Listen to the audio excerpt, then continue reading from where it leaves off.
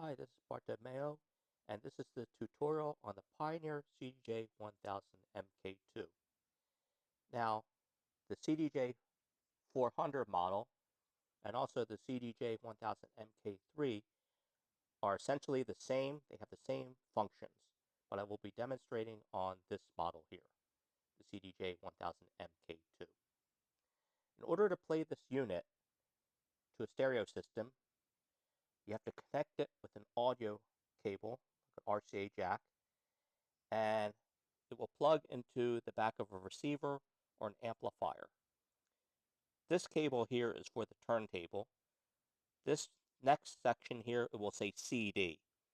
Say you will plug this cable into the input on the receiver, the CD selection on the receiver or the amplifier.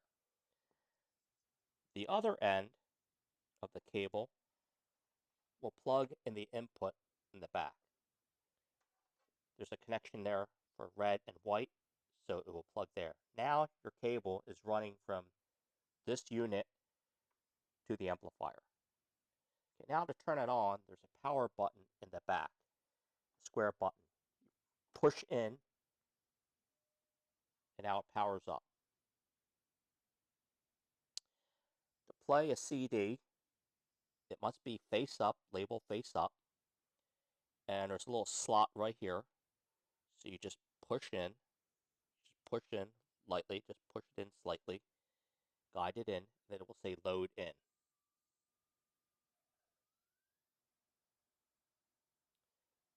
And on the panel, I don't know if you can see, there's 13 tracks displayed, but it says track 01. Now you notice it's not playing right now because it's set to auto cue.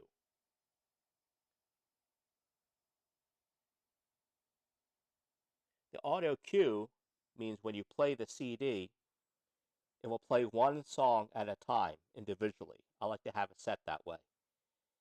To disengage the auto cue, if you want to play the song continuously, like it will run after song track 1 plays, it will go to track 2, track 3, track 4, it will run continuously until you stop it.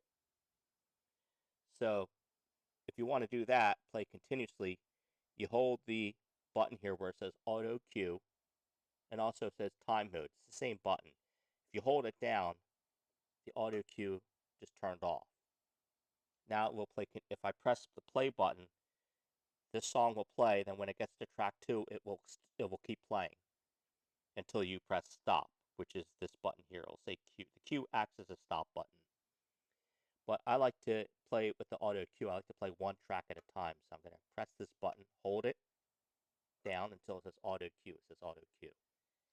Okay, now if you press this button again, you just press it once, it says time mode.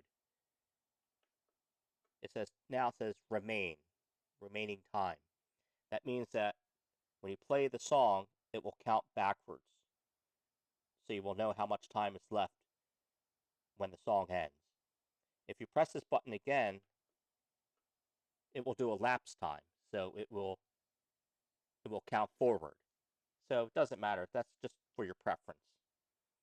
Okay, now to start the song, you just press the play. The green button's lighting up. When you press play, it will stop blinking. So I will press play right now. Well, first, actually, sorry about that. I want to play track 12 on the Cars Greatest Hits CD, which is Magic, the song Magic. So there's a track search button here. And I will press it until it goes to number 12. Okay. As soon as I press this play button, the song will begin. So here we go. And you notice it's not blinking because the song is playing now.